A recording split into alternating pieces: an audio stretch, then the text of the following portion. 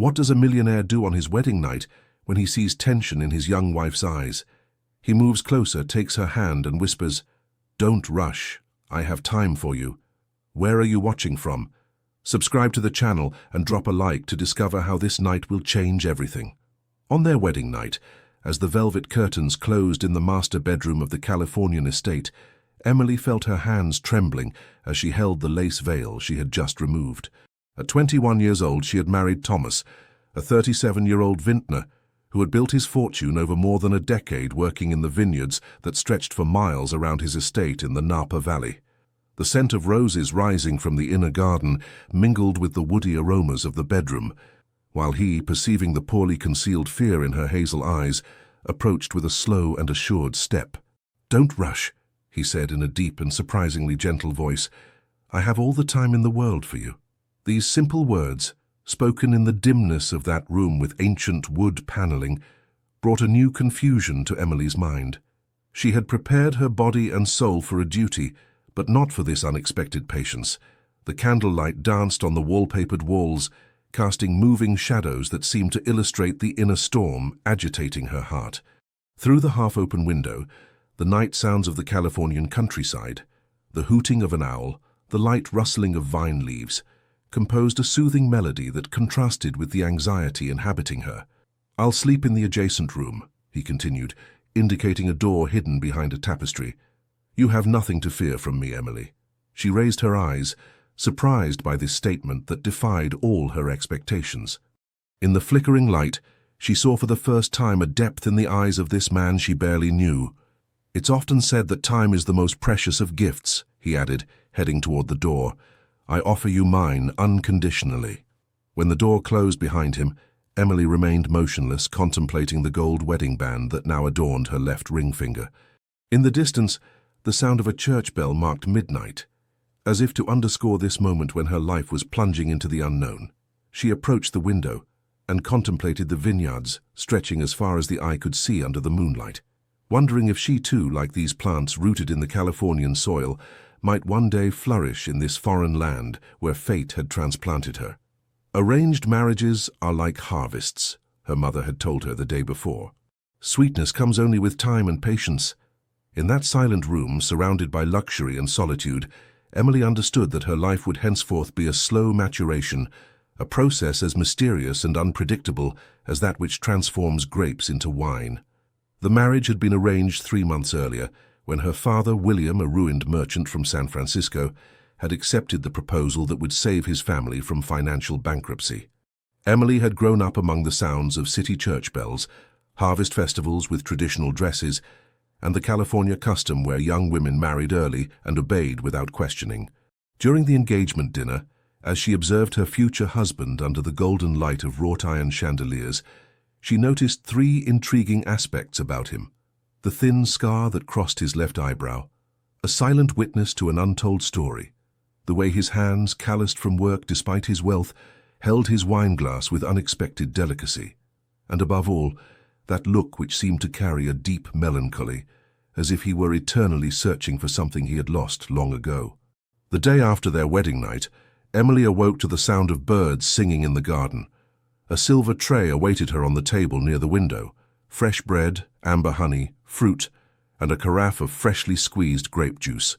Beside it, an envelope sealed with red wax bore her name written in angular but elegant handwriting. "Dear Emily," the letter said, "I hope you slept well. I will be in the vineyards until noon. The estate is yours to explore. Until our meeting at lunch, Thomas." She wandered through the estate during the morning, her steps echoing on the stone slabs. Each room told a story. The great hall with American colonial furniture, the dining room where 20 people could sit comfortably, the busy kitchens where servants bustled under the direction of Sarah, the housekeeper with the penetrating gaze. "Does Madam desire anything?" asked a young maid named Lucy, who was following her discreetly. "Call me Emily, please," she replied with a shy smile, "and I'd like to know the history of this estate." "It's belonged to the Blackwood family for 5 generations, Lucy explained, seeming surprised by this familiarity. "But Mr. Thomas is the first to have truly made it prosper. Before him the estate was in decline. Later, during lunch served on the terrace overlooking the golden vineyards, Thomas appeared, his face slightly tanned by the morning sun. He sat across from her, a comfortable silence settling between them. "Was your morning exploration satisfactory?" he finally asked, filling her glass with a pale white wine like the moon. "Your home is magnificent," she replied, "but I feel it keeps secrets." A shadow passed over Thomas's face, fleeting but undeniable. "As do all who inhabit it," he said with an enigmatic half-smile. "The wine you're drinking is 10 years old. It matured in our cellars, developing its complexity in darkness and silence. Sometimes I think human beings are not so different." It was the first time she saw him smile, and this vision transformed his face, momentarily erasing the lines that years and worries had etched. "I'd like to understand the art of winemaking," she said impulsively. "Could you teach me?" Surprise lit up Thomas's grey eyes. "You intrigue me, Emily. Most young women of your age and position are interested in balls and dresses, not vineyards and fermentation techniques." "Perhaps I'm not like most young women," she replied, surprised by her own boldness. "I'm becoming increasingly convinced of that," he murmured, with a new light in his gaze. "Tomorrow, if you wish, I'll show you how a great wine comes to life." During the weeks that followed, a rhythm established itself in their shared life. Mornings belonged to Thomas and the vineyards. Afternoons progressively became their time together, when he taught her the secrets of winemaking with infinite patience. The evenings remained solitary, each returning to their own room after dinner, where the conversation, initially formal and constrained, gradually became more natural. One April afternoon, as the first leaves appeared on the vines, they walked side by side between the perfectly aligned rows. The sun caressed the Californian hills, and the air carried the scent of moist earth and wildflowers. "Do you see these little buds?" said Thomas, gently taking a young shoot between his fingers. "They seem fragile, almost insignificant. Yet each of them already contains all the potential of the fruit to come. Viticulture teaches us that greatness often hides in the most modest beginnings." Emily observed his hands, fascinated by that mixture of strength and delicacy. "How did you learn all this?" "From necessity at first," he replied, his gaze lost on the horizon. "My father left me an estate in ruins and debts. I was 23 and had no idea how to save this inheritance. I worked alongside the laborers, learned from their calloused hands, from their knowledge passed down through generations." He paused, as if surprised by his own loquacity. "Forgive me, I'm talking too much." "No," Emily said softly. "I like listening to you. You speak about the vineyard with a passion that few people feel for anything." A sudden gust of wind blew a lock of her auburn hair. Without thinking, Thomas reached out to tuck it behind her ear, then stopped, as if caught in the act by this too intimate gesture. His hand remained suspended in the air for a moment that seemed to stretch infinitely before falling back. "We should head back," he finally said, his voice slightly altered. "The weather's changing." Indeed, dark clouds were gathering on the horizon, promising a spring storm. On the way back, they walked in silence, but something had changed in the atmosphere between them. A new tension, indefinable, like the electricity that charges the air before lightning. That same evening, as Emily was reading near the window of her room, the first letter arrived. A simple word hastily written on quality paper, "Thank you." She read it several times, searching for a hidden meaning in those two words, before slipping it between the pages of her book, like a secret to preserve. The first real obstacle to their fragile rapprochement came the following week, when Emily's parents arrived unexpectedly for a visit. William, her father, had regained confidence now that his debts were erased. Her mother, Catherine, scrutinized every corner of the estate, with a mixture of envy and barely veiled criticism. "So, my daughter," Catherine said as they took tea in the winter garden, "are you pregnant?" Emily nearly choked on her tea. "Mother, we've been married barely a month." "That's precisely my point," Catherine insisted, lowering her voice although no one could hear them. "A man of his age expects an heir. That's why he chose you, young and from a good family. Don't forget it." These words revived doubts in Emily that she had begun to forget in the sweetness of their nascent routine. That night she lay awake, staring at the coffered ceiling, wondering if everything she believed she perceived in Thomas, the respect, the kindness, perhaps even the beginning of affection, was merely a mirage, an illusion she had created to give meaning to her sacrifice. Disturbed by her parents' visit and her mother's insinuations, Emily sought refuge in a seldom frequented wing of the estate. It was there that she discovered the library, an octagonal room whose walls disappeared behind shelves loaded with ancient books. The smell of aged paper mingled with that of cedarwood, creating a timeless atmosphere that enveloped her as soon as she entered. She ran her fingers over the leather bindings, stopping at titles that aroused her curiosity. To the treatises on viticulture and accounting books were added volumes of poetry, novels, and collections of correspondence. In a corner, on a small rosewood desk, a stack of yellowed letters was tied with a faded ribbon. The temptation was too strong. Emily sat down and gently untied the ribbon. The first letter, dated 12 years earlier, was signed A. The handwriting, feminine and elegant, expressed a passionate love without reserve. "My dear Thomas," it said, "the days without you are like vineyards without sun. They exist but produce nothing of value. I count the hours until our next meeting." Emily folded the letter, invaded by a sense of guilt for this intrusion into her husband's privacy. But her curiosity prevailed and she continued reading. Through these fragments of correspondence, she discovered a Thomas she didn't know. Young, passionate, dreamer. The letters, written over 3 years, traced the evolution of an intense love story until the birth of a child. Then, nothing. The last letters expressed doubts, reproaches, and finally, a goodbye without explanation. "I see you've discovered our library." Thomas's voice made her start. Standing in the doorway, he was observing her with an indecipherable expression. I'm sorry," she stammered, trying awkwardly to gather the letters. "I didn't mean to—" "Don't apologize," he said, approaching. "These letters belong to the past, a past that I've locked up here, as in a tomb."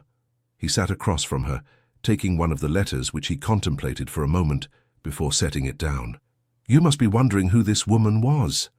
"It's not my right to question your past," Emily murmured. "Perhaps not your right," he responded gently, "but certainly your prerogative as a wife." He paused, searching for the right words. "Her name was Alexandra. We met when I was 24, she was 19. A dazzling passion, the kind that consumes everything in its path." He rose, approaching the window from which one could see the vineyards stretching to the horizon. "We had a son, Matthew. He was 6 months old when she left, taking the child with her. No explanation, just a note left on the pillow. I cannot live this life." Emily felt her heart tighten at the perceptible pain in his voice. "Did you look for them?" "For 3 years," he replied, still facing the window. "I hired investigators, traveled throughout America, to Canada, to Europe, as if the earth had swallowed them. Then one day I realized that this search was destroying me. I decided to devote myself entirely to the estate, to transform my pain into something productive." He finally turned, his eyes meeting Emily's. "You're probably wondering why I remarried after such betrayal." The question indeed floated in her mind, but she would never have dared to formulate it. "Loneliness, perhaps," she gently suggested. A sad smile stretched his lips. "Loneliness, yes, but also the desire to leave a legacy. This estate represents my entire life, Emily. Without an heir, all this work would lose meaning." These words confirmed what her mother had insinuated. She was there to give him a child, a successor. This realization hurt her more than she thought possible. However, the trust he had just shown by sharing this painful story also created a new bond between them. "Thank you for telling me," she said simply. "I understand better now." "What do you understand?" he asked, his gaze suddenly intense. "That some wounds never completely heal," she replied. "That they become part of us, like those scars on your hands that tell the story of your work in the vineyards." He lowered his eyes to his hands, as if seeing them for the first time. "You're perceptive, Emily, and wiser than your years suggest." He hesitated before adding, "I hope you'll find companions for your thoughts in this library. Books have been my most faithful friends during the dark years." As he prepared to leave, Emily called out, "Thomas!" He stopped, his hand on the doorknob. "I cannot replace what you've lost," she said with disarming sincerity, "but perhaps I can help you build something new." He looked at her for a long time, as if trying to read her. "Perhaps," he said finally. "Time will tell." This conversation marked a turning point. In the days that followed, Emily noticed small changes.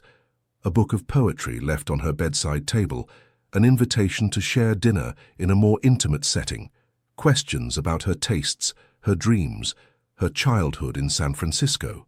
As if, By opening the door to his past, Thomas had also cracked open the door to his heart. Summer gave way to autumn, and with it came harvest time. The estate came alive with new fervor. Seasonal workers arrived from all over the region. The presses were prepared, the barrels cleaned.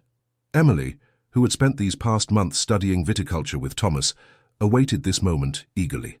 On the first day of the harvest, she rose before dawn and dressed simply in a linen blouse and practical skirt. When she joined Thomas in the courtyard where the workers were gathering, he raised a surprised eyebrow. "Are you planning to participate in the harvest?" he asked, visibly perplexed. "Of course," she replied with assurance. "How can I understand the soul of this estate if I only know the theory? I want to feel the weight of the grape clusters in my hands, experience the fatigue and satisfaction of work accomplished."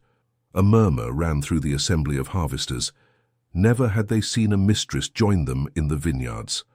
Thomas seemed divided between admiration and concern. "It's not easy work, Emily. The sun can be merciless even in September." "I'm not as fragile as you think," she retorted with a determined smile. "And if I'm wrong, I'll learn from my mistakes." He finally consented, and together they climbed onto the cart that would take them to the furthest parcels. The vineyards stretched as far as the eye could see, their leaves beginning to tinge with gold and red. Under each vine, clusters of black grapes hung, heavy and swollen with sun, ready to reveal their secrets. The day was exhausting, but exhilarating. Emily worked alongside the women of the village, listening to their traditional songs and stories. Her hands, at first clumsy, progressively found the right rhythm to cut the clusters without damaging them. Her pale skin reddened under the sun, and her muscles protested against this unusual effort.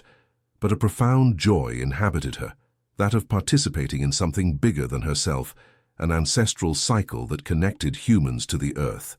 At noon, when everyone stopped for the meal, she sat under a tree savoring the rustic bread, local cheese, and wine from the previous year. Thomas came to join her, sitting beside her with a familiarity that would have been unthinkable a few months earlier. "You impress me," he admitted, offering her his flask of fresh water. "Most women of your condition would have abandoned after an hour."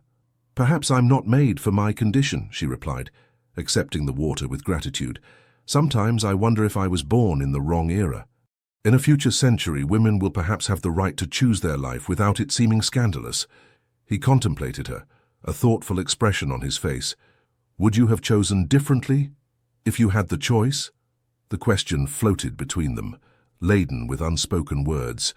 Emily looked at the harvesters who were laughing and joking, then at the vineyards that stretched like a green and purple sea under the autumn sky. "6 months ago I would have said yes without hesitation," she replied frankly. "Now I'm not so certain anymore. What I've found here may not be what I had imagined for my life, but it possesses its own beauty." Their gazes met, and for an instant, the rest of the world seemed to fade away. Then a bell rang announcing the resumption of work, and the moment passed, leaving behind a warmth that wasn't solely due to the September sun. Tradition dictated that the harvest end with a grand feast where owners and workers celebrated the harvest together. For days, Emily supervised the preparations alongside Sarah, the housekeeper, whose hostility had slightly diminished since Emily had proven her commitment to the estate. On the night of the feast, the estate's courtyard was transformed. Lanterns suspended from the branches of century-old trees created a fairy tale atmosphere. Long tables covered with white tablecloths welcomed traditional Californian dishes. Grilled steaks, barbecue ribs, fresh seafood, garlic bread, apple and pear tarts. Wine barrels were lined up against a wall, ready to quench the joyous assembly. For the occasion, Emily had worn a burgundy silk dress, simple but elegant, and had braided her hair with coordinating ribbons.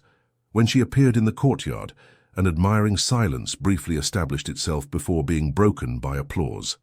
Thomas, dressed in a dark suit that highlighted his athletic silhouette, watched her descend the stairs with an expression he had never shown her before, a mixture of pride and something that resembled wonder. "You are magnificent tonight," he said, offering her his arm. "You're not bad yourself," she replied with a lightness that concealed the turmoil his proximity provoked in her. Together, they opened the dances, waltzing under the approving gaze of the villagers and workers. Her hand in his, her other hand lightly placed on his shoulder, they twirled to the rhythm of the accordion and violin. For the first time since their marriage, a true intimacy was establishing itself between them. Not the physical one expected of a married couple, but a deeper connection, born of shared experiences and growing mutual respect. "I've never asked you," he said softly, as the music slowed, "what you like to do before coming here. What were your pleasures, your passions?" "Reading," she replied without hesitation.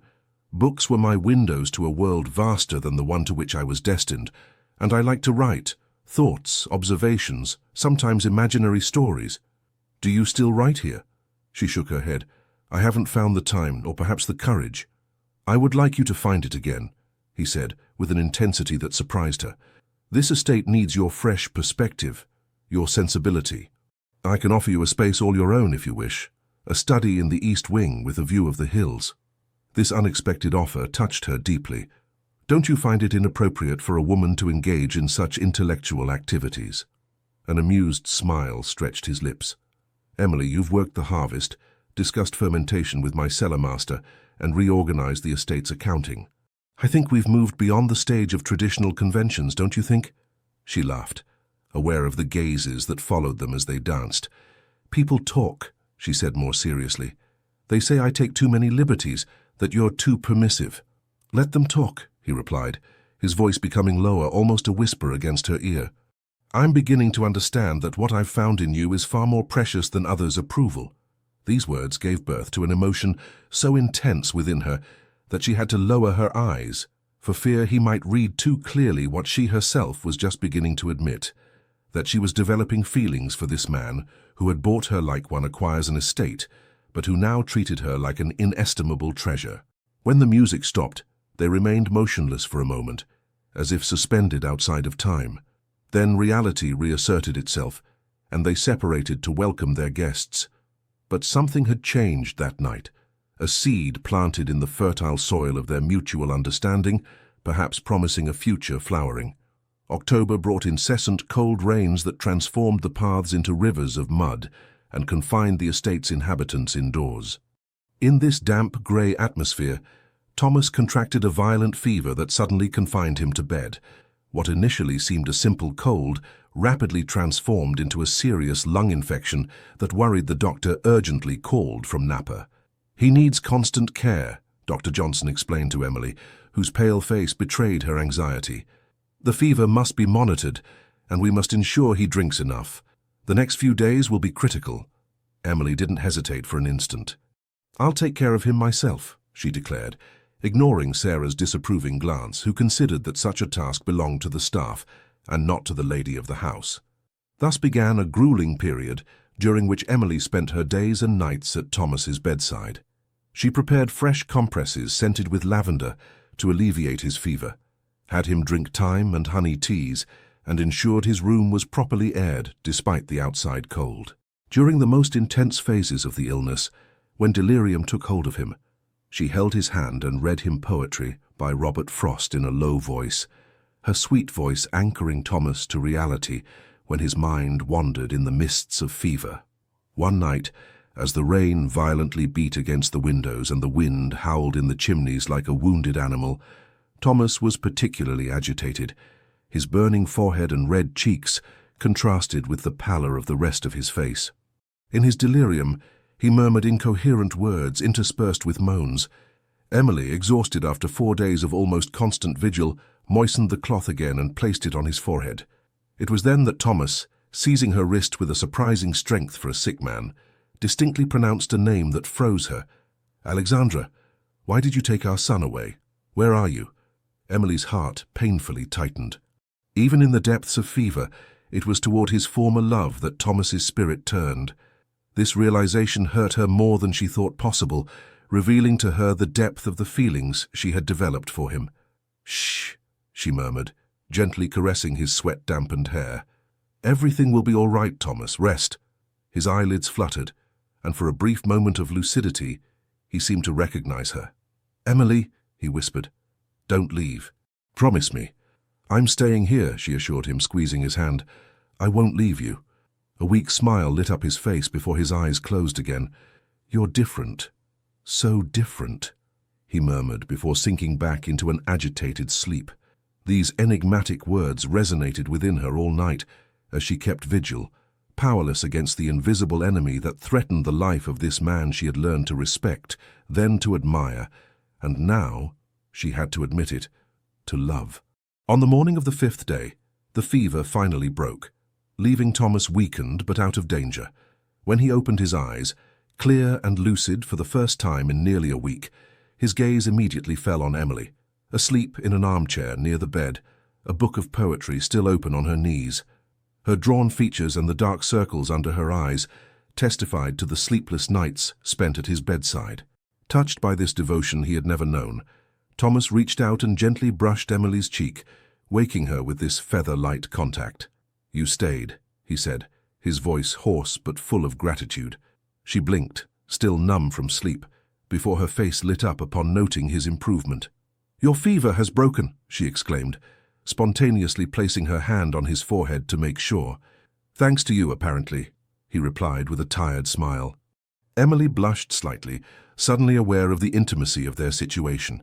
She in her wrinkled dress after several days without caring for her appearance, he, vulnerable in his bed, his hair in disarray, and his several days' beard softening the usually severe features of his face.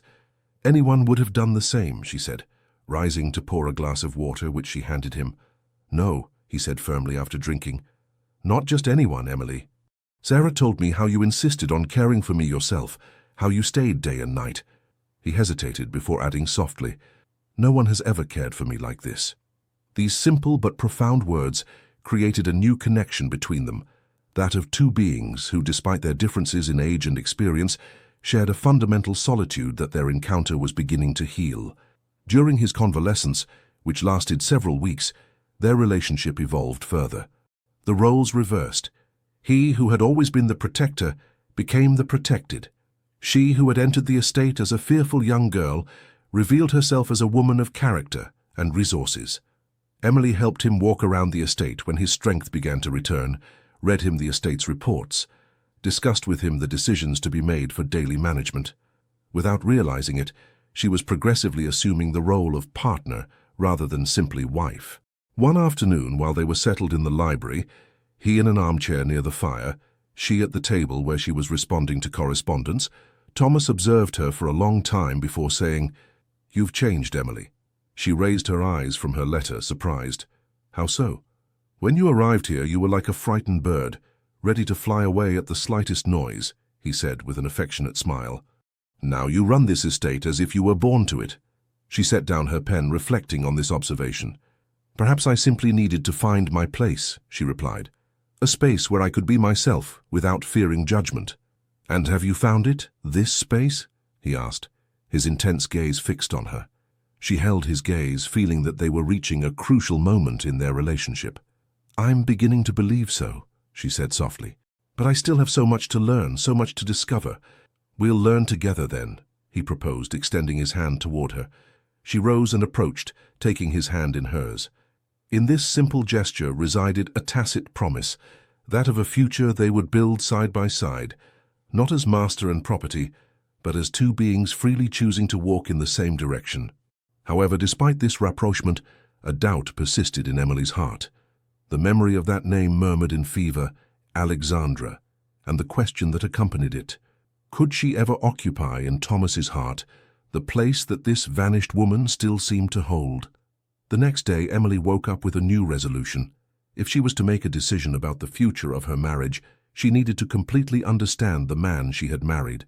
There were still so many shadowy areas in her knowledge of Thomas, particularly that enigmatic scar that marked his left eyebrow, a detail she had noticed from their first meeting. She found him in his study, examining wine samples with his cellar master. Sensing her presence at the doorway, he looked up and smiled at her, that smile that transformed his usually austere face and revealed two unexpected dimples. "David, can we continue this afternoon?" he asked the cellar master, who nodded and discreetly withdrew. When they were alone, Thomas invited her to enter with a gesture. "You seem concerned, Emily." She advanced, suddenly nervous despite her determination. "I'd like to know you better," she said simply. "There are so many things I still don't know about you." He observed her for a moment, as if evaluating the sincerity of her request, then nodded. What do you want to know? Everything, she responded spontaneously before specifying. Your childhood, your dreams, your fears, and the story of that scar. He instinctively brought his hand to his eyebrow, touching the thin white line that crossed it. A melancholy smile appeared on his face. A story for a story, then, he proposed. I'll tell you about my past, and you'll confide in me a part of yours that you've never shared with anyone. The offer surprised her, but she accepted with a nod. He then rose, extending his hand to her. Not here. Come. I know a more appropriate place for confidences. He led her through the estate to a small hidden door she had never noticed. Behind it extended a secret garden surrounded by high walls covered with ivy and climbing roses. In the center, a bench of mossy stone faced a small fountain where water sang softly. It was my mother's garden, he explained as they sat side by side. The only place where she truly felt at peace, I'm told. She died giving birth to me. This unexpected revelation touched Emily. I'm sorry, she murmured. Don't be. One can't regret what one has never known, he said with a certain philosophy. My father, on the other hand, his face darkened. He was a hard man, corroded by grief and bitterness. He held me responsible for his loss. Every time he looked at me, he saw the woman he had loved and lost because of me. It wasn't your fault, Emily gently protested. I know that now, he agreed. But a child doesn't understand these subtleties. I grew up with the weight of this imaginary guilt. He paused, contemplating the water springing from the fountain before continuing. My father drowned his sorrow in alcohol and gambling. The estate, once prosperous, withered year after year. The vineyards were neglected, the buildings falling into ruin. At 15, I was already working alongside the laborers, trying to save what I could. His voice softened as he evoked these memories. That's where I discovered my passion for viticulture. In the vineyards, under the sun or in the rain, I felt free, useful, connected to something greater than myself. The earth didn't judge, didn't blame. It simply responded to the care given to it. Emily listened to him, fascinated by these revelations that illuminated the man he had become in a new light. And the scar? She asked softly. A bitter smile stretched his lips. I was 17. My father was returning from a night of drinking. I confronted him about his disastrous management of the estate. In his rage, he broke a bottle and... He touched the scar. I was lucky he didn't hit my eye. Emily felt her heart tighten at this violence that had marked his childhood. Spontaneously, she reached out and gently touched the scar, as if to erase the pain of the memory. You wear this scar as a reminder, she said softly. As a reminder, yes, he agreed, visibly moved by her gesture. To never become like him. To never let pain transform me into someone I would despise. They remained silent for a moment, lost in their thoughts, before he resumed with a lighter smile. My father died a few years later, leaving me an estate on the brink of bankruptcy and considerable debts. I was 23 and had no idea how to right the situation, but I was determined to try. And you succeeded, Emily observed with admiration. With hard work and some precious advice from old vintners who remembered the estate's prosperous era, he confirmed. Every cent earned was reinvested. For years I lived like a laborer, economizing on everything to repay the debts and improve the quality of our wines. He turned toward her, his gaze softening. Now it's your turn. What is this story you've never shared? Emily hesitated, searching through her memories for something that would equal the trust he had just shown her. Finally, she decided. When I was 12, she began, my best friend was the daughter of our cook, Mary. We were inseparable despite the difference in our conditions. One day we discovered a bird's nest fallen from a tree, 3 little baby birds, without feathers, chirping desperately. We decided to save them. A nostalgic smile illuminated her face at this memory. We created a small box lined with fabric, and for weeks we fed them, protected them, loved them. They grew, their feathers appeared. The day they took flight was one of the most beautiful of my childhood. It's a touching story, said Thomas, but I sense there's more. She nodded, her expression darkening. Shortly after, my father discovered my friendship with Mary. He judged it inappropriate for a girl of my rank. Mary's family was dismissed, and I never had the chance to say goodbye. Her voice trembled slightly. That day I understood that even the purest friendship could be sacrificed on the altar of social conventions. I vowed that if one day I had power, I would use it to break down these unjust barriers. Thomas looked at her with a new intensity, as if discovering an aspect of her he had never suspected. "Is that why you show such respect toward the people who work on the estate?" "Perhaps," she admitted. "Or perhaps it's simply because I know that a person's value has nothing to do with their birth or their fortune." "A dangerously modern philosophy," he commented with a smile, indicating he shared this vision. Their gazes met, and in this secret garden, where the intoxicating scents of autumn roses floated, something deep and ineffable passed between them, a mutual recognition of shared wounds and similar hopes. Thomas rose slowly, offering her his hand. "Thank you for your trust, Emily. This garden is now yours as much as mine. Come here when you seek peace or reflection." As they left this preserved space, their hands remained entwined longer than necessary, as if neither wanted to break this newly forged connection. This simple contact contained a silent promise, that of a future where they could perhaps, beyond conventions and expectations, build together something authentic and precious. November brought cold, persistent rains that transformed the paths into rivers of mud and confined the estate's inhabitants indoors. In this damp, grey atmosphere, Thomas contracted a violent fever that suddenly confined him to bed. What initially seemed a simple cold rapidly transformed into a serious lung infection that worried the doctor urgently called from Napa. "He needs constant care," Dr. Johnson explained to Emily, whose pale face betrayed her anxiety. "The fever must be monitored, and we must ensure he drinks enough. The next few days will be critical." Emily didn't hesitate for an instant.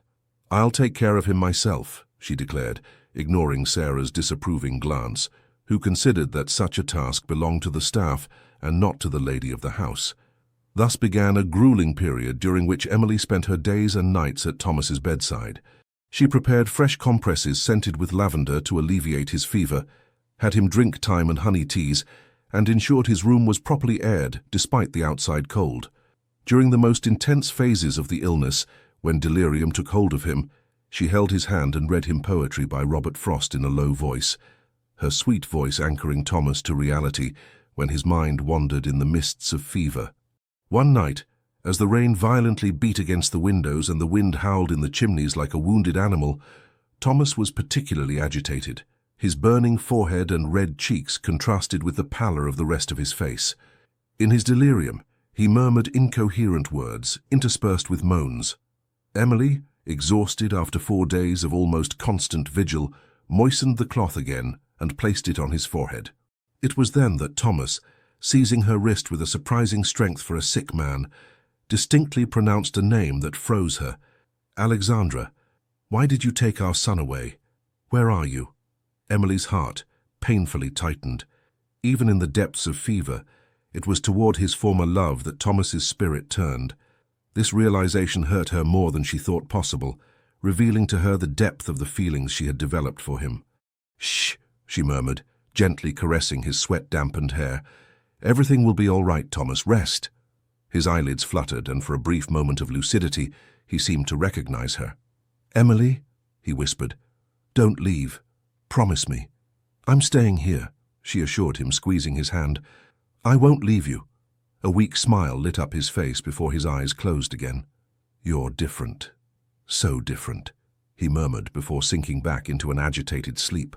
These enigmatic words resonated within her all night as she kept vigil, powerless against the invisible enemy that threatened the life of this man she had learned to respect, then to admire, and now, she had to admit it, to love.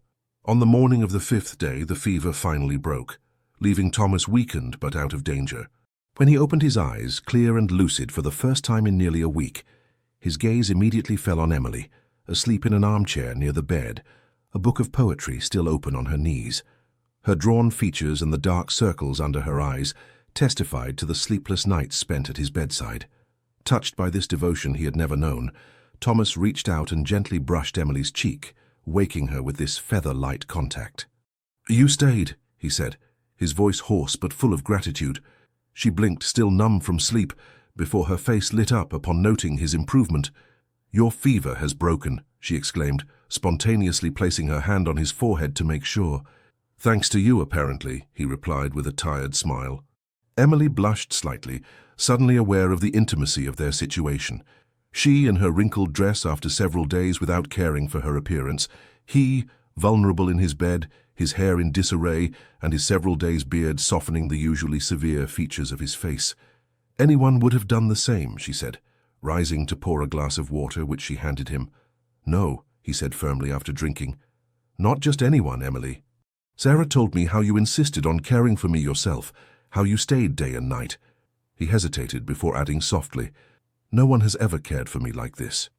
These simple but profound words created a new connection between them, that of two beings who, despite their differences in age and experience, shared a fundamental solitude that their encounter was beginning to heal. During his convalescence, which lasted several weeks, their relationship evolved further. The roles reversed. He who had always been the protector became the protected.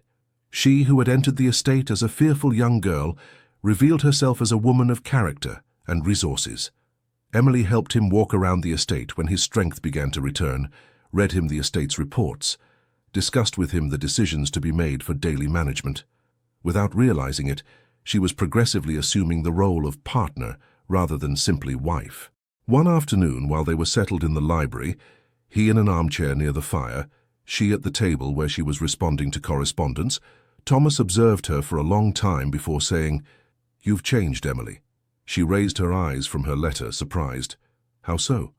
"When you arrived here, you were like a frightened bird, ready to fly away at the slightest noise," he said with an affectionate smile.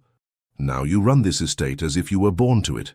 She set down her pen, reflecting on this observation. "Perhaps I simply needed to find my place," she replied. "A space where I could be myself without fearing judgment."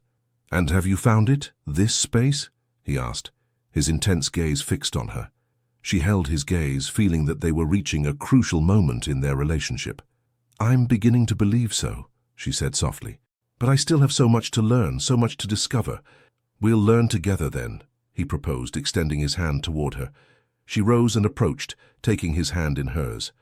In this simple gesture resided a tacit promise, that of a future they would build side by side, not as master and property, but as two beings freely choosing to walk in the same direction. However, despite this rapprochement, a doubt persisted in Emily's heart. The memory of that name murmured in fever. Alexandra, and the question that accompanied it. Could she ever occupy in Thomas's heart the place that this vanished woman still seemed to hold? December arrived, enveloping the estate and vineyards in a mantle of morning frost. Thomas had regained his strength, but this period of vulnerability had left traces, not physical but in the dynamic between the estate's inhabitants. The servants observed with growing interest the evolution of the relationship between their masters, and rumors circulated in the kitchens like drafts in the corridors of the old mansion. Emily became aware of this one morning when, entering the kitchen to discuss the Christmas menu with the chef, she surprised a conversation between two young maids who abruptly fell silent at her arrival.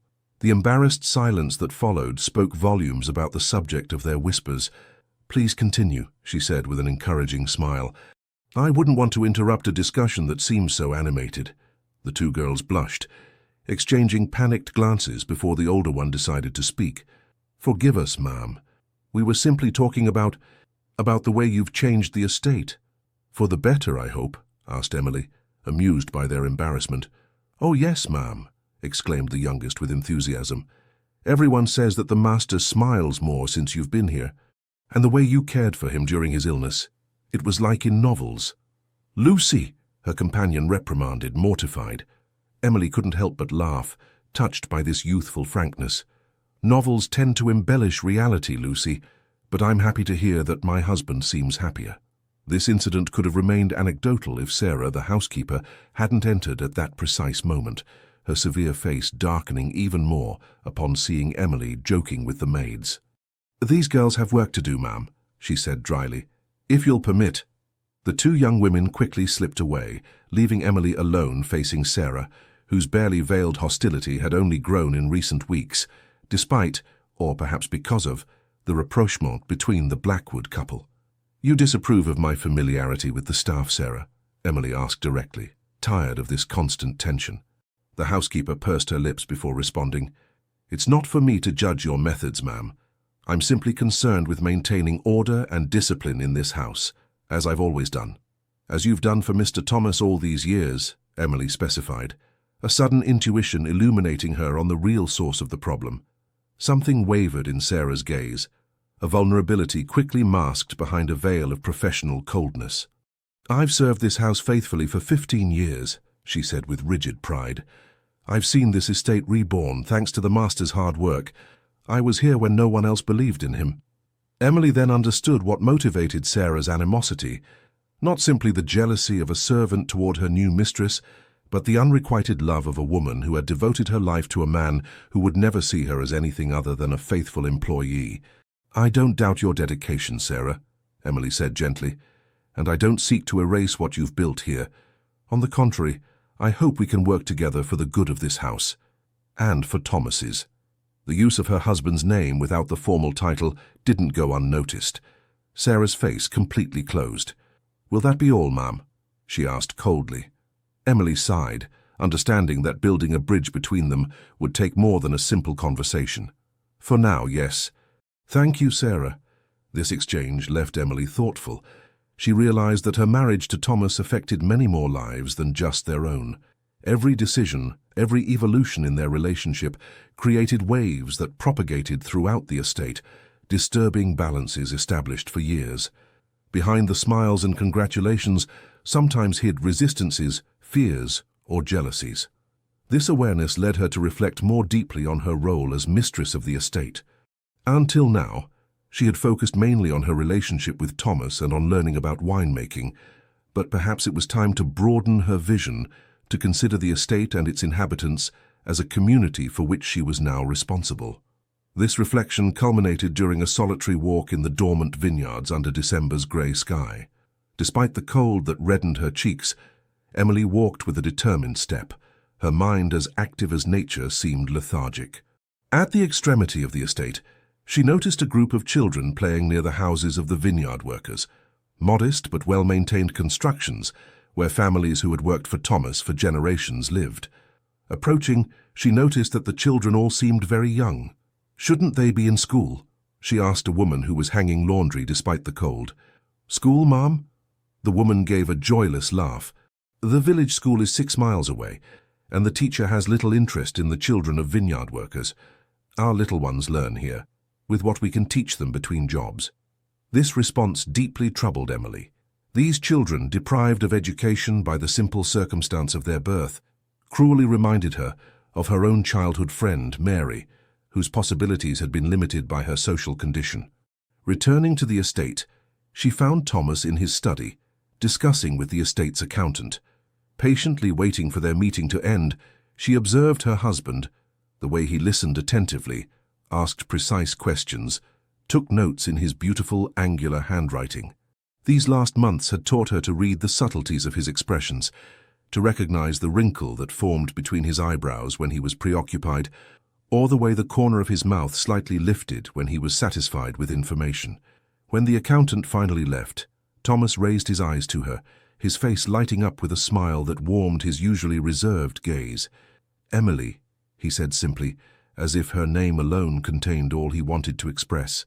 "I have an idea," she announced without preamble, sitting across from him. "An idea that could change lives."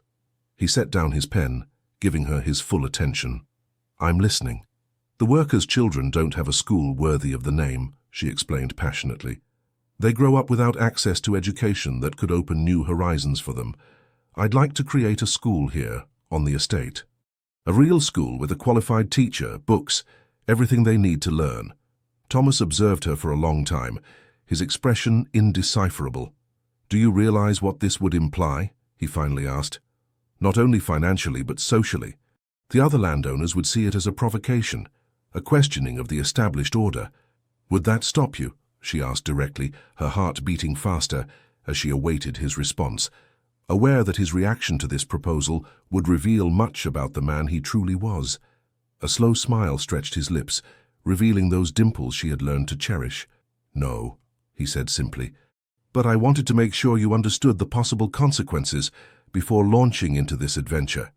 The relief and joy that invaded her were almost painful in their intensity. "So you'll support me?" "I'll do more than support you, Emily," he said, rising and coming around the desk to take her hands in his. "I'll be by your side every step of the way. After all, these children represent the future of our estate, don't they?"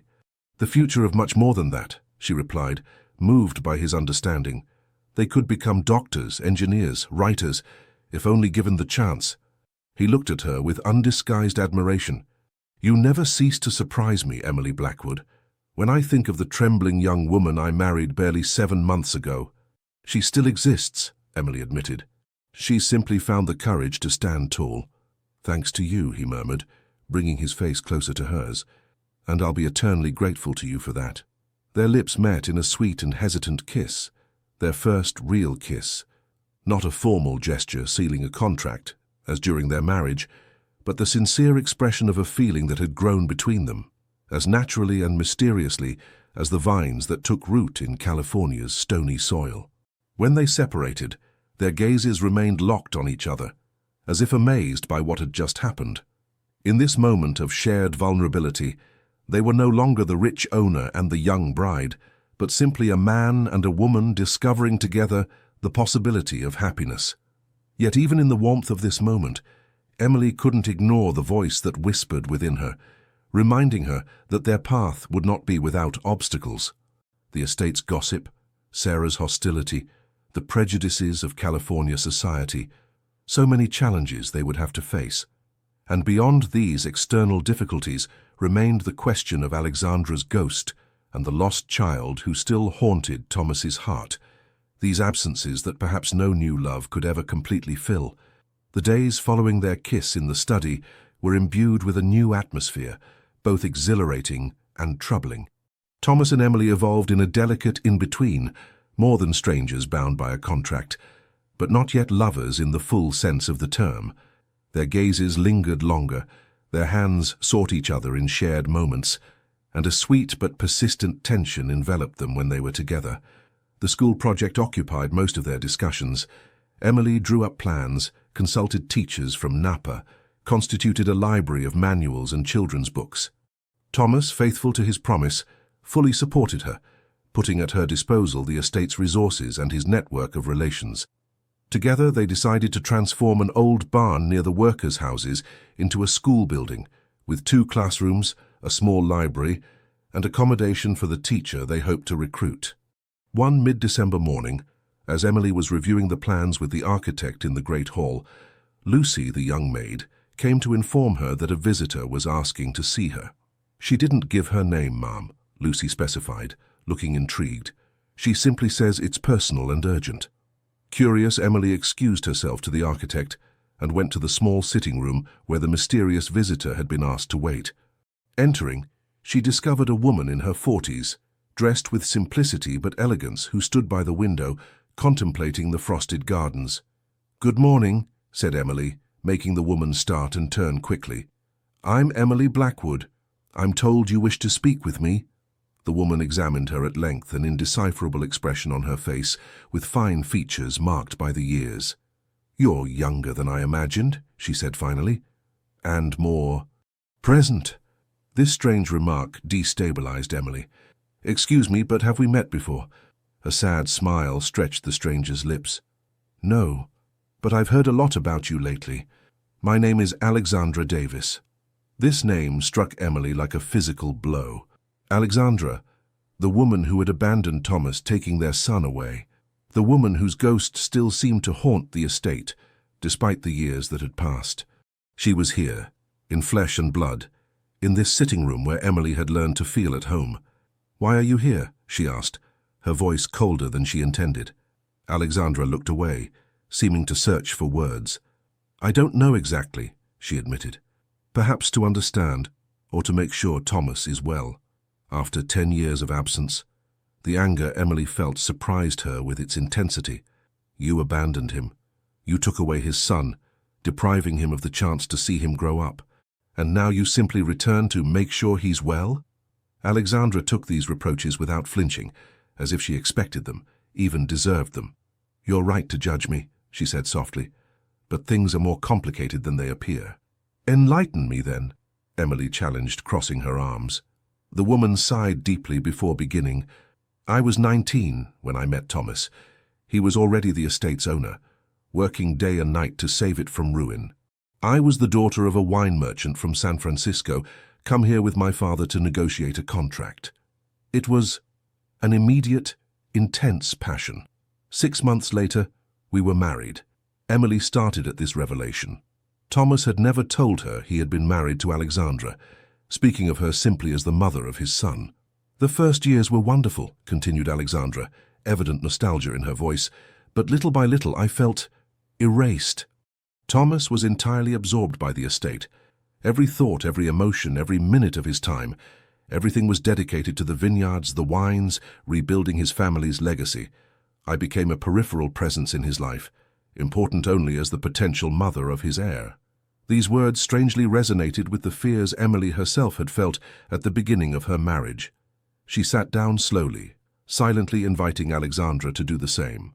When Matthew was born, Alexandra continued after sitting, I hoped things would change, that Thomas would see in our son a reason to create a balance between his passion for the estate and his family, but it only got worse.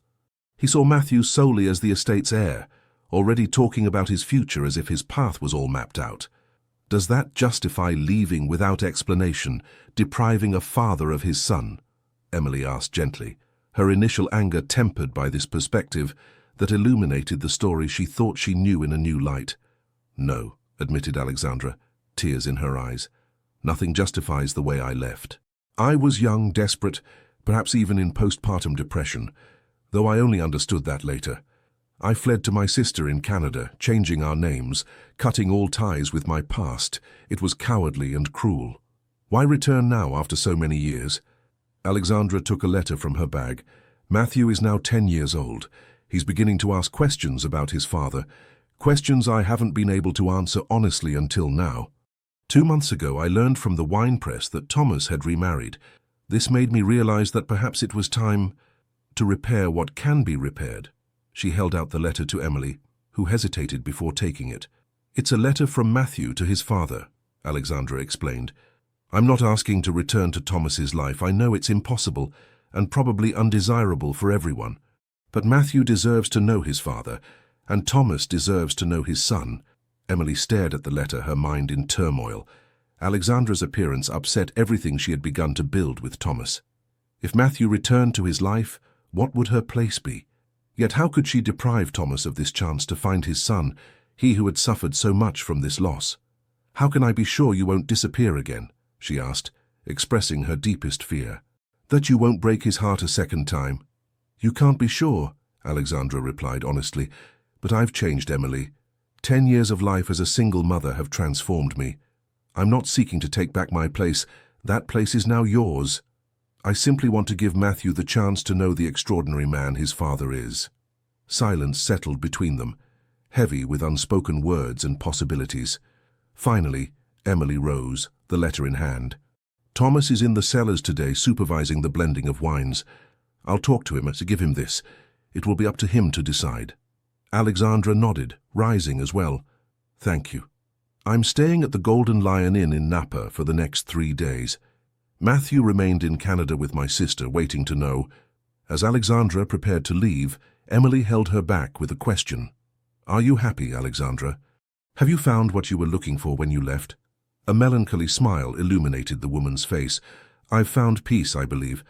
As for happiness, it often takes forms we don't expect, doesn't it?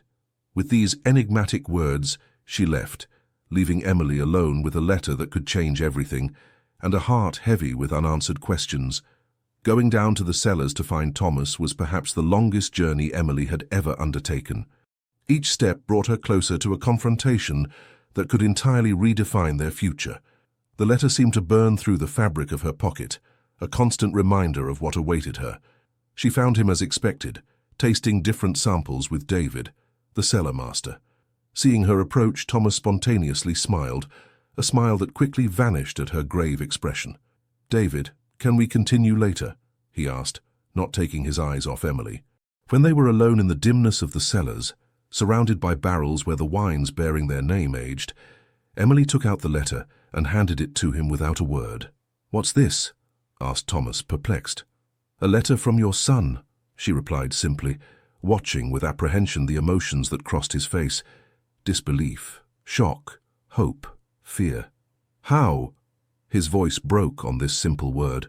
"Alexandra came to see me today," she explained. "She's in Napa. She says Matthew wants to meet you." Thomas sat heavily on a barrel, staring at the letter as if afraid it would disappear if he touched it. 10 years, he murmured. 10 years without knowing if he was even alive. Emily knelt before him, taking his hands in hers. "You should read it," she gently encouraged. He nodded, opening the envelope with a trembling hand. Emily rose to give him the privacy necessary in this moment, but he retained her hand. "Stay," he asked. "Please." So she stayed, a silent witness to this strong man rendered vulnerable by the love of a child he hadn't seen grow up. She saw the tears he didn't try to hide running down his cheeks as he read his son's words. Words she couldn't see but could imagine the power of. When he finished, he carefully folded the letter and put it in his pocket near his heart. Then he raised toward Emily a gaze filled with an emotion so raw, so pure, that it took her breath away. "He wants to meet me," he said, his voice barely more than a whisper. "He says he always knew he had a father somewhere, that he kept hope." He broke off, unable to continue. Emily took his face in her hands, wiping his tears with her thumb with infinite tenderness. "Then you should meet him," she said firmly. "He's your son, Thomas, a part of you that you thought lost forever." "And you?" he asked, seizing her wrists with an almost painful intensity. "What does this mean for you? For us?" The question struck her for its lucidity in the midst of this emotional whirlwind. He was thinking of her, of their nascent relationship, even in this moment when his past was so brutally resurfacing. "I don't know," she admitted honestly, "but I know I want you to be happy, Thomas, and if knowing your son can bring you this joy, how could I oppose it?" He pulled her to him in a desperate embrace, burying his face in her hair. "You're extraordinary, Emily Blackwood," he murmured, "and I'm afraid I don't deserve you." These words, so simple yet so powerful, echoed within her long after they had left the cellars. As they developed a plan to meet Matthew, first Thomas alone, then perhaps with Emily if all went well, she couldn't help wondering where these reunions would lead them all. That night, as she prepared for bed in her solitary room, a light knock came at her door. She opened it to find Thomas looking exhausted but determined. "I have a question to ask you," he said without preamble. "A question I should have asked long ago." "I'm listening," she replied, her heart beating faster. "Could I sleep beside you tonight?" His voice was soft, almost vulnerable. Just to be close. I don't want to be alone with my thoughts tonight." This request, so simple yet so profound in its implication, moved Emily more than any passionate declaration. She opened her door wider in silent response, and for the first time since their marriage, they truly shared the same bed, not as lovers, but as two beings seeking comfort in each other's presence in the midst of the approaching storm. The meeting between Thomas and his son took place 3 days later, in a small private sitting room at the inn where Alexandra and Matthew were staying. Emily had insisted that Thomas go alone, understanding the intimacy necessary for this moment. She spent the day in a feverish agitation, unable to concentrate on anything, continuously imagining different scenarios of their reunion. Thomas returned at dusk, as the first stars appeared in the winter sky. Emily was waiting for him in the winter garden, surrounded by exotic plants that seemed to defy the season with their persistent greenery. When he entered, she immediately knew, before he even spoke a word, that the meeting had gone well. There was a light in his eyes she had never seen before, a mixture of pure joy and wonder. "He looks like me," were his first words, pronounced with a sort of amazed astonishment. Not just physically, although that is striking too, but his way of speaking, of thinking. "It's like seeing myself at 10 years old." He sat beside her, taking her hands in his, with a fervor that betrayed his emotion. "He's brilliant, Emily. He speaks 3 languages, plays the violin, is interested in botany. He brought a notebook full of drawings of plants he observed in Canada, each annotated with scientific details. At 10 years old, the paternal pride that illuminated his face was so touching that Emily felt her throat tighten. "He sounds remarkable," she said softly. "Alexandra has done a good job." A shadow briefly passed over Thomas's face at the mention of his ex-wife, but it quickly disappeared. "Yes," he admitted. "Despite everything, she raised an extraordinary child. She explained to me why she left. I can't say I completely understand or forgive, but time softens even the deepest wounds," Emily completed. He nodded, thoughtful. Matthew asked if he could come visit the estate, see where his father works, where the vines he's heard about grow. He hesitated before adding, "He also asked to meet you."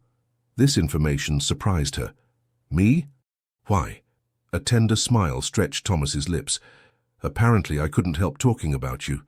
He said he was curious to meet the woman who had changed his papa." These simple words touched Emily more deeply than she would have imagined. "I would very much like to meet him too," she said with sincerity. They agreed that Matthew would come to the estate 2 days later for a visit, accompanied by Alexandra. This prospect, although it aroused certain apprehension in Emily, was largely eclipsed by Thomas's evident joy and her own sincere curiosity toward this child who represented such an important part of her husband's life. The day of the visit arrived, bringing with it a thin layer of snow that transformed the landscape into a fairy tale scene. The vineyards, stripped of their leaves, seemed drawn in black ink on a white canvas. The estate itself, with its towers and sloping roofs, resembled an illustration from the fairy tales Emily's mother used to read her as a child. Thomas had gone to pick up his guests in Napa, leaving Emily to supervise the final preparations. She had asked the chef to prepare pastries that a 10-year-old boy would appreciate, had board games set out in the small sitting room, and, in a gesture whose significance was not lost on her, had the old children's room opened and aired, a room that hadn't been used since Thomas himself had slept there. When the car arrived in the paved courtyard, Emily stood at the top of the porch steps, her heart pounding. From the car door emerged first Alexandra, elegant in her dark coat, then a slim boy with brown hair and a keen gaze who scrutinized the estate with evident curiosity. Thomas exited last, his face illuminated by a joy he didn't try to conceal.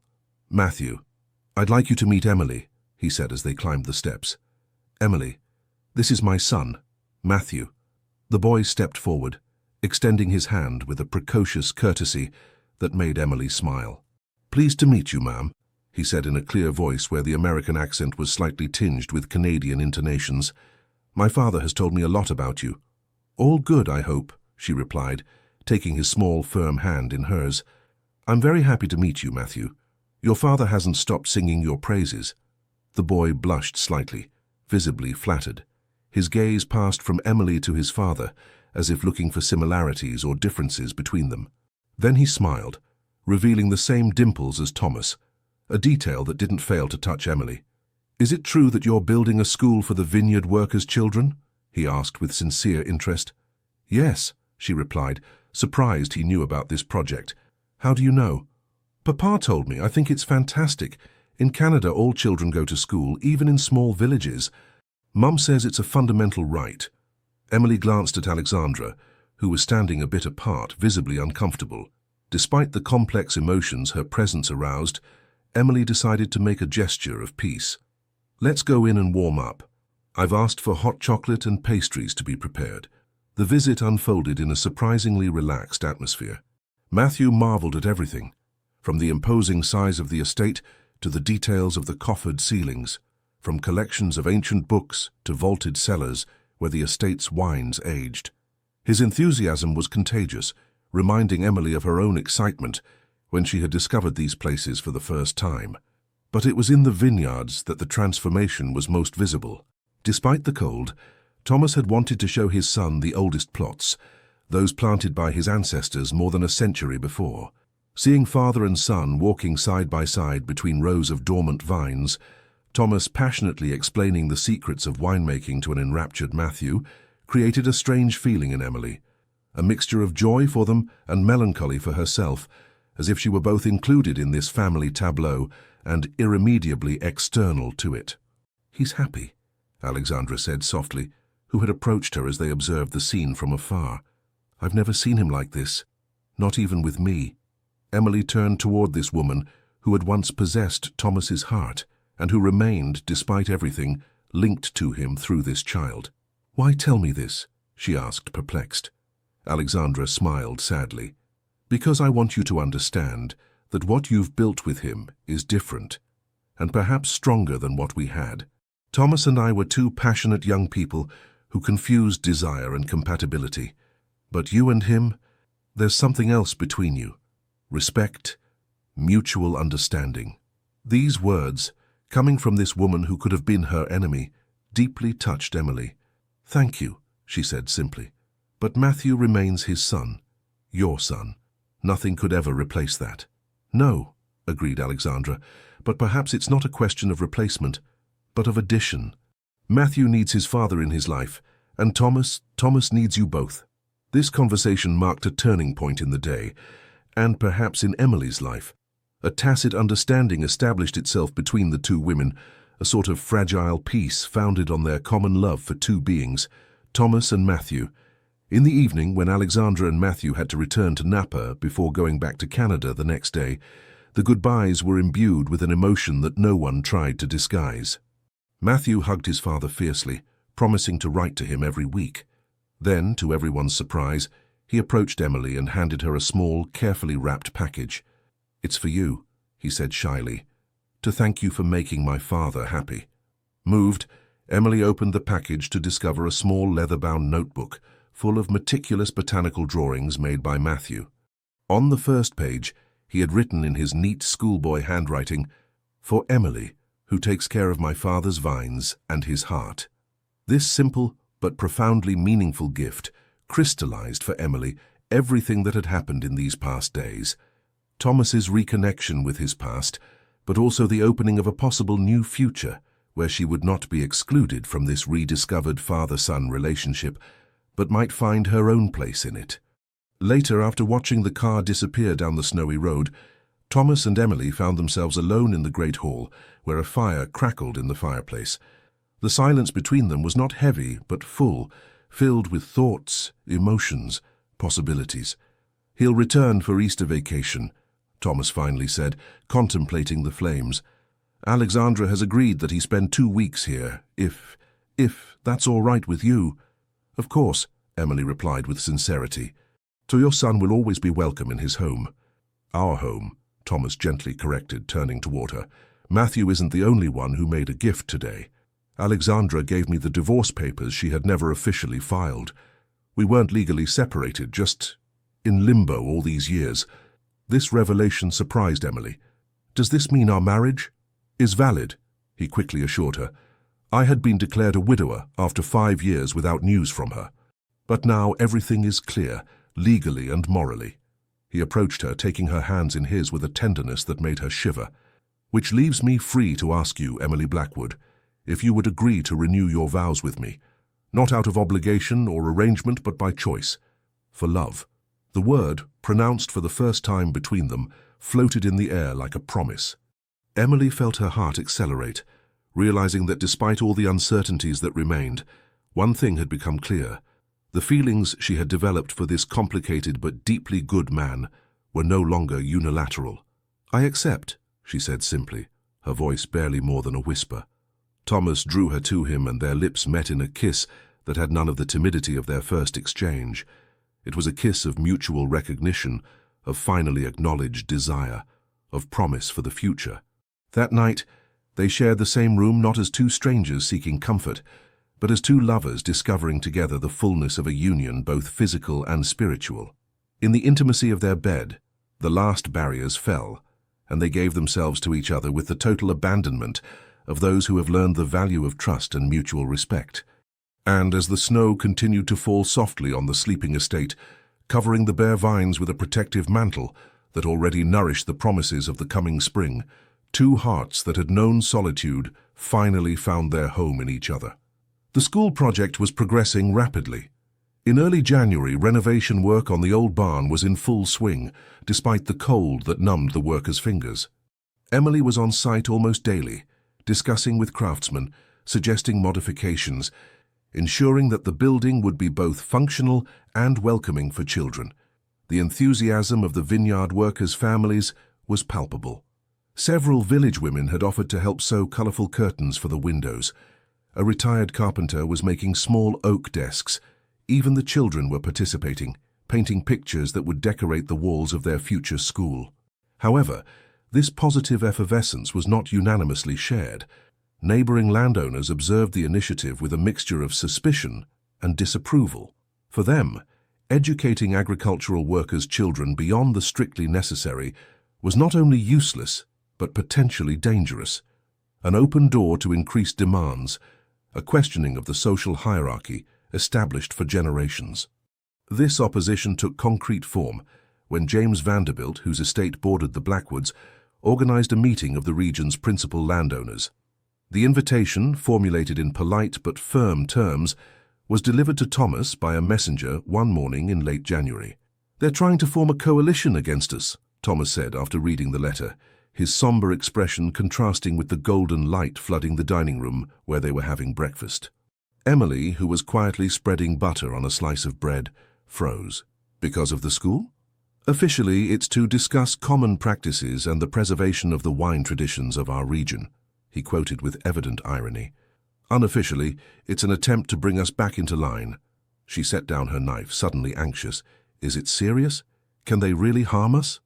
Thomas sighed, passing a hand through his hair, where some silver threads were beginning to appear at the temples. "Individually, no, but collectively. They could influence buyers, make it difficult to hire seasonal workers, exclude us from important wine fairs. The wine trade is based as much on relationships as on product quality." "Do you regret our decision?" she asked softly, dreading his answer. He raised his eyes, surprised by her question. "Not for a moment," he affirmed with a conviction that immediately reassured her. "What we're doing is right, Emily. These children deserve a chance to learn, to dream, to choose their future rather than suffer it." He took her hand across the table, squeezing it firmly. "I'm ready to pay the price. The question is, are you?" She entwined her fingers with his, touched by his willingness to share this decision. "Yes," she said simply. "For every Mary who won't have to be separated from her friend, for every Matthew who will be able to develop his talents, whatever his parents' occupation." A smile illuminated Thomas's face, momentarily erasing his concern. "Then we'll face this meeting together."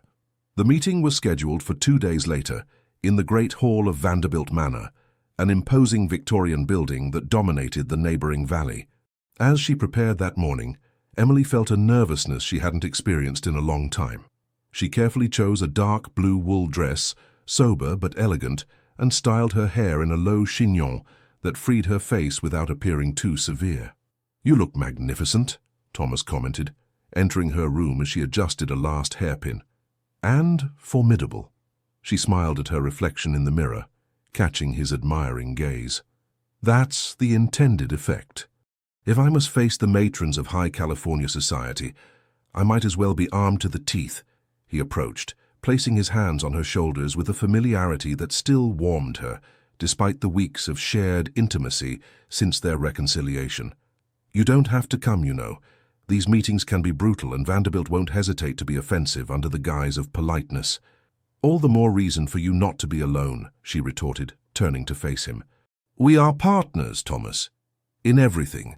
These simple words seemed to touch him deeply. He bent to kiss her tenderly, a kiss that contained both gratitude and admiration. "You're extraordinary, Emily Blackwood," he murmured against her lips, "and together we're invincible." The meeting proved to be exactly what they feared, and worse. About 20 landowners had gathered, most accompanied by their wives, who observed Emily with barely veiled curiosity. James Vanderbilt, a portly man with imposing sideburns and a condescending gaze, presided over the assembly from his carved chair that almost resembled a throne. After the usual formalities and some discussion of the latest wine regulations, the topic that truly concerned the assembly was finally addressed. "My dear Blackwood," Vanderbilt began in his drawling voice that always seemed slightly mocking, "several of our colleagues are concerned about certain innovations you're introducing on your estate, innovations that could disturb the social equilibrium of our beautiful region." Thomas, sitting straight in his chair, was not intimidated. "If you're referring to the school we're building for our employees' children, I don't see how that concerns this assembly. It's a private decision regarding our estate." Disapproving murmurs ran through the hall. An elderly woman to Vanderbilt's right, whose pearl necklace seemed to almost strangle her, it was so tight, spoke. "These people know how to read and count sufficiently for their work, Mr. Blackwood. Giving them more education will only make them dissatisfied with their condition. It's a disservice you're doing them." Emily, who had promised herself to remain calm and observe, could not contain her reaction. "Forgive me, madam," she said in a clear voice that drew all eyes, "but I don't believe ignorance is ever a service to render to anyone." A stunned silence greeted this declaration. The women exchanged shocked glances, while several men frowned, visibly irritated by a woman's intervention in what was traditionally a discussion among men. Vanderbilt himself seemed momentarily disconcerted before regaining his condescending assurance. "Mrs. Blackwood, we understand your enthusiasm as a young bride, but these complex questions of social management perhaps exceed your experience. After all, you've been in our region for what? 9 months. 10 months, actually," she corrected politely. "Sufficient to observe that the vineyard workers' children have an intelligence and curiosity that deserve to be nurtured, just like the vines we so cherish." A young landowner at the back of the room stifled a laugh, visibly amused by her reply. But most faces remained closed, hostile. "The problem, Blackwood," intervened another landowner, "is that your initiative creates unreasonable expectations. If your workers receive an education, ours will demand it too. And then, higher wages, better housing conditions? Where will it stop? Where should it stop?" Thomas asked softly. "These men and women work our lands, shape our wines, contribute to our wealth. Don't they deserve an equitable share of this prosperity?" This philosophical question was met with a tumult of protests. Vanderbilt had to pound the table with his fist several times to restore order. When calm returned, his face had taken on a reddish tint that clashed with his graying sideburns. "Let's be clear, Blackwood," he said, abandoning any pretense of courtesy. "If you persist in this path, you isolate yourselves. None of us will collaborate with your estate anymore. Your wines will no longer be presented at major fairs. Your export contracts might suddenly encounter complications."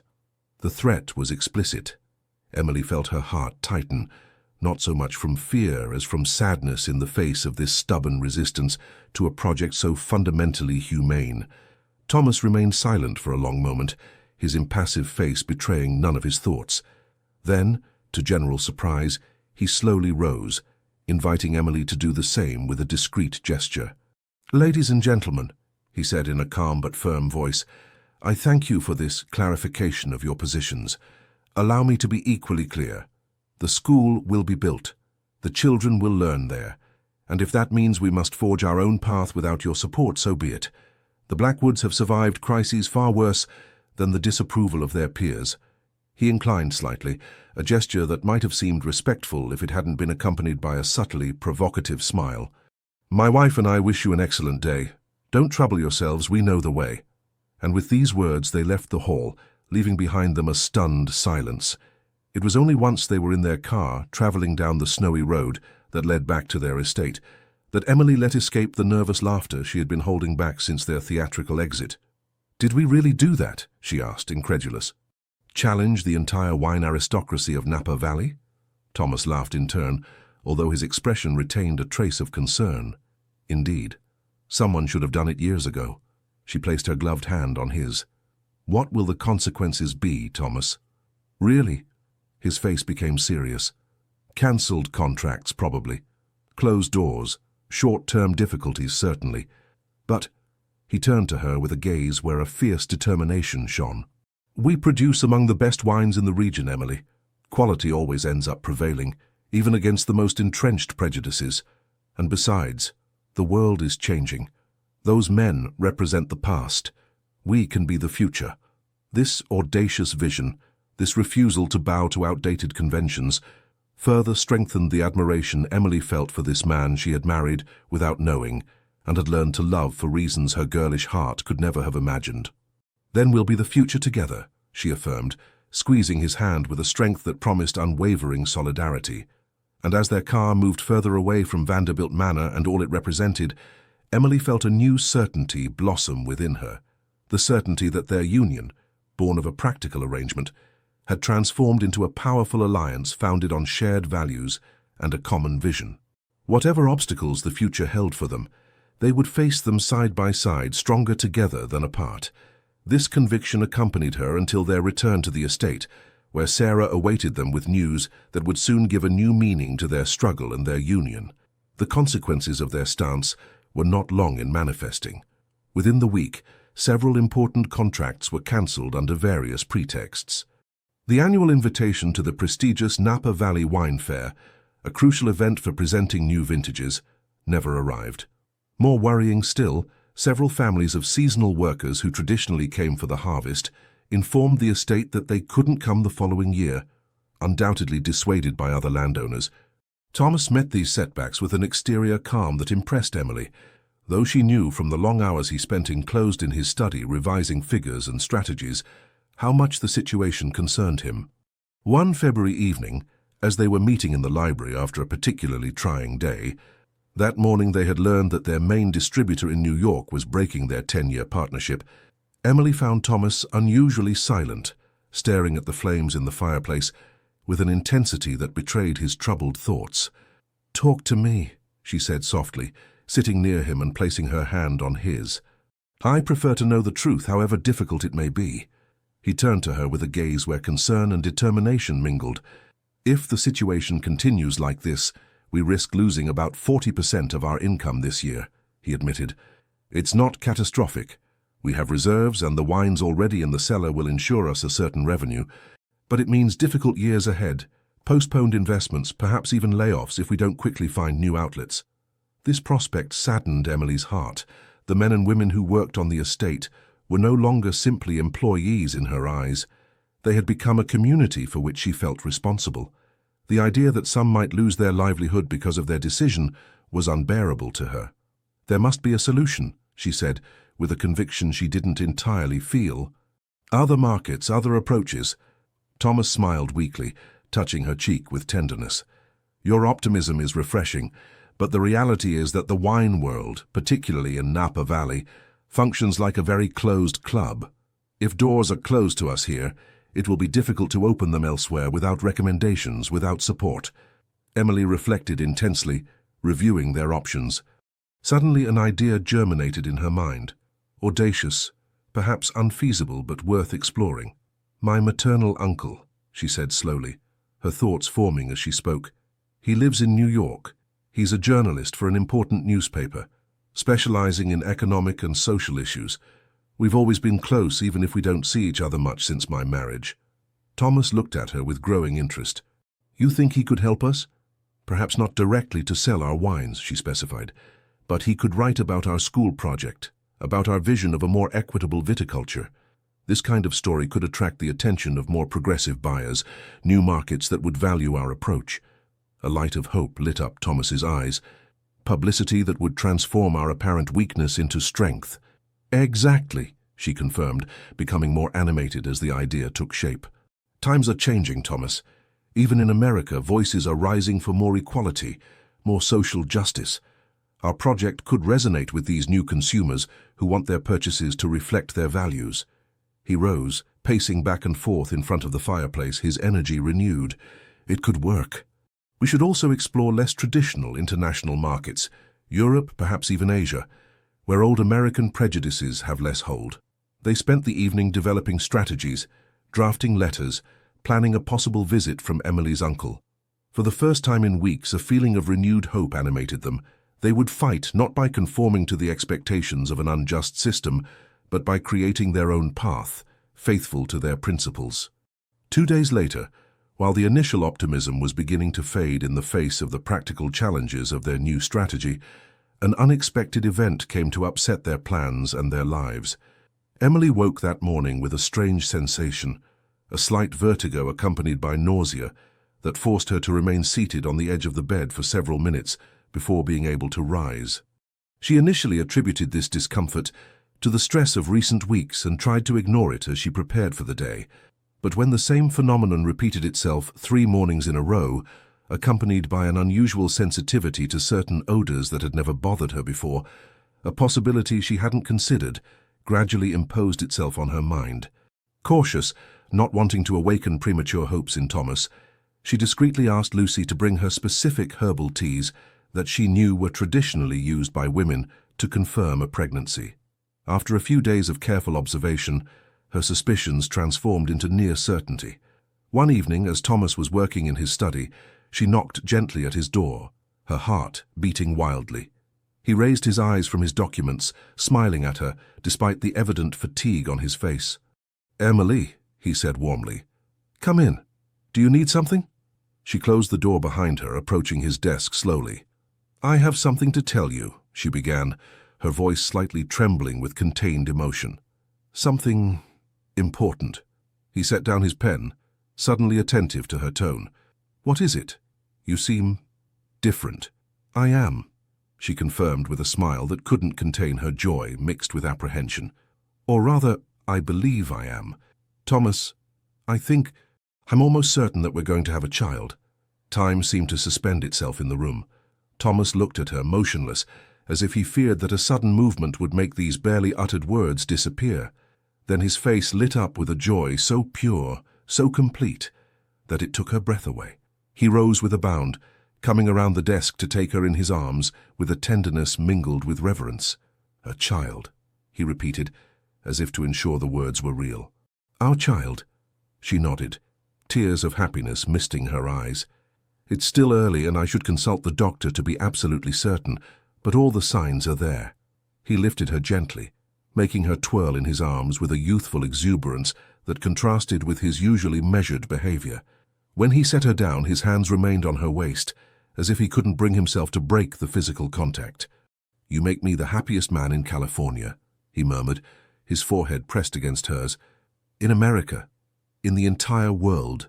This declaration made her laugh, dissipating the nervous tension she had accumulated.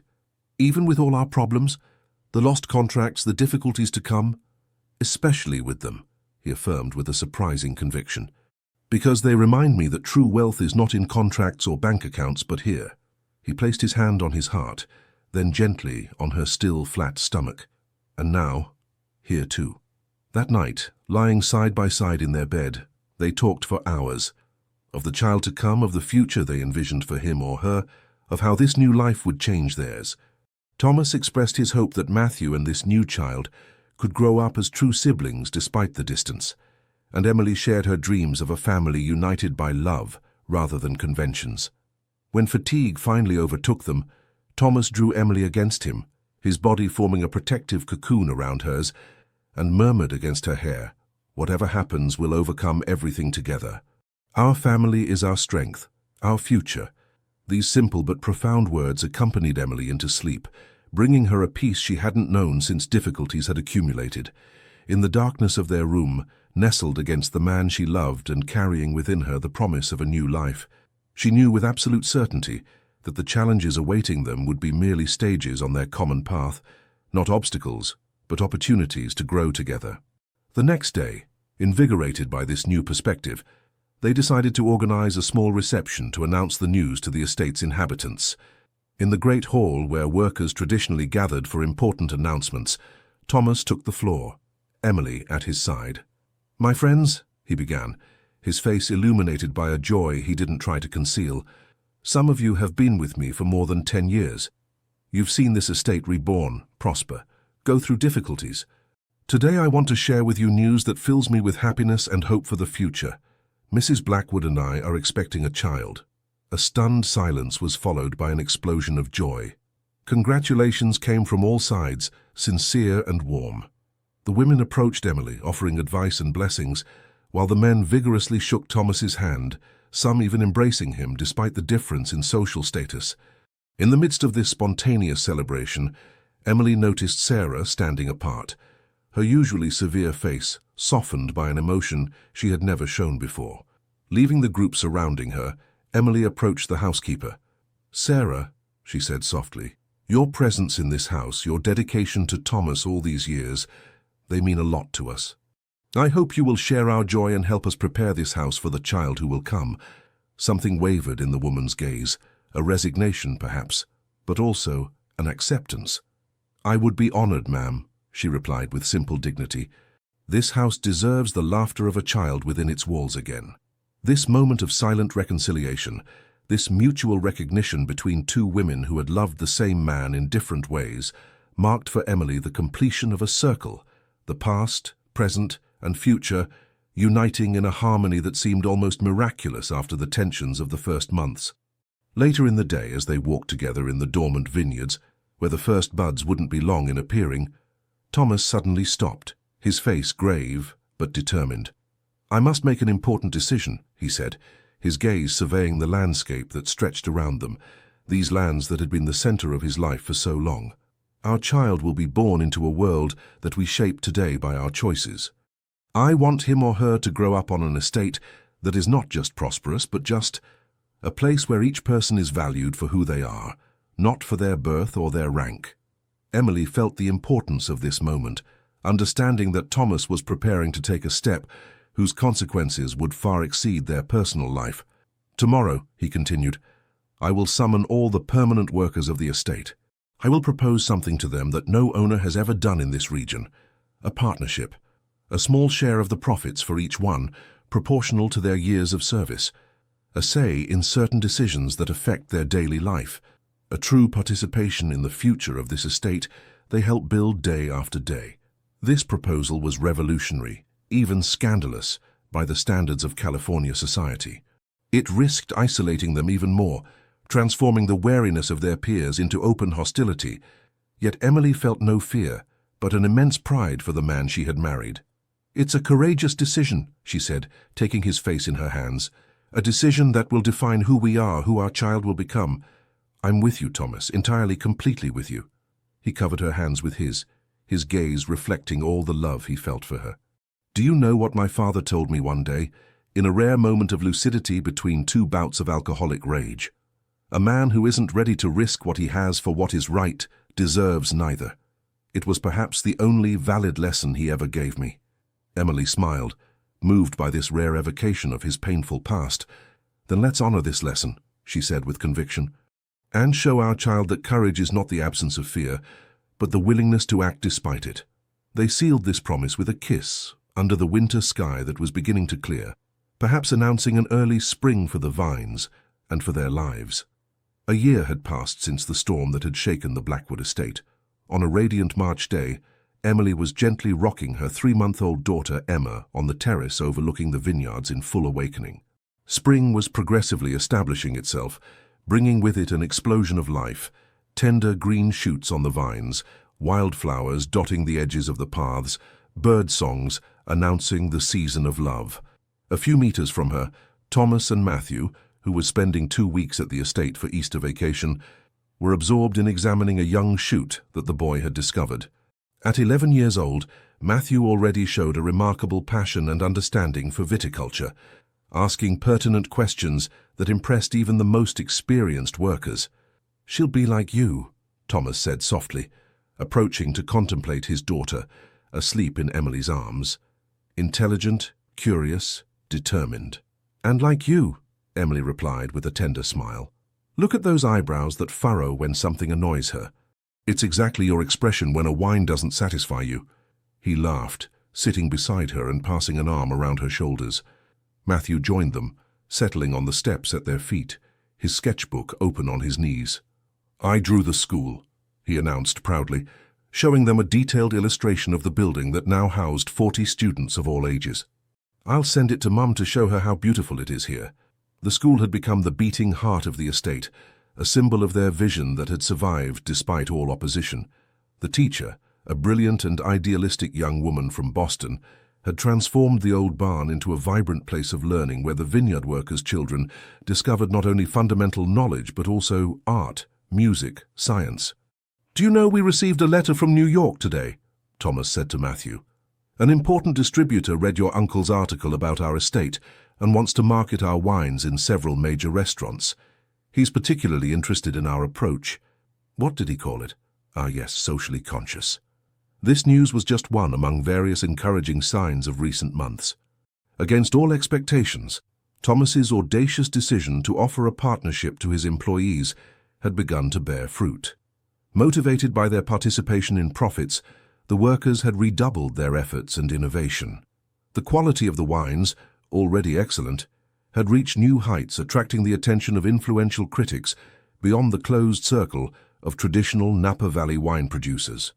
More surprising still, some young landowners in the region, inspired by their example, had begun to adopt some of their practices, improving their workers' living conditions, investing in their children's education. A wind of change, still tenuous but perceptible, was blowing over the California hills. "Dad told me that next year I might be able to come for the harvest," Matthew said with enthusiasm. "Mom said she'd think about it." Relations with Alexandra had eased over the months, facilitated by Emily's generosity, who had always encouraged the bonds between Matthew and his father.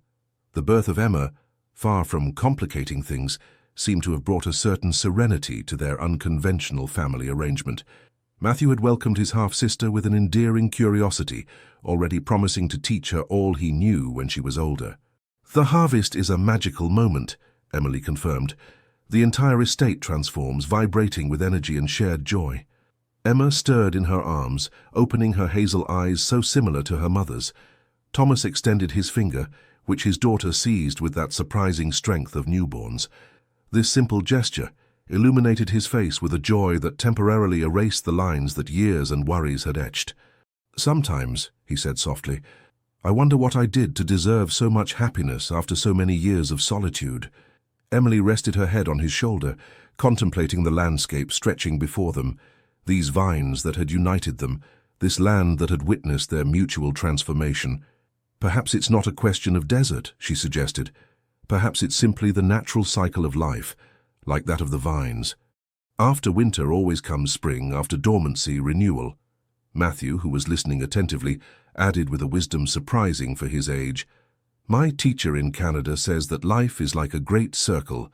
We always return to the same point, but never exactly in the same way." Thomas smiled, affectionately ruffling his son's hair. "Your teacher is a wise man, Matthew, and you too are becoming one."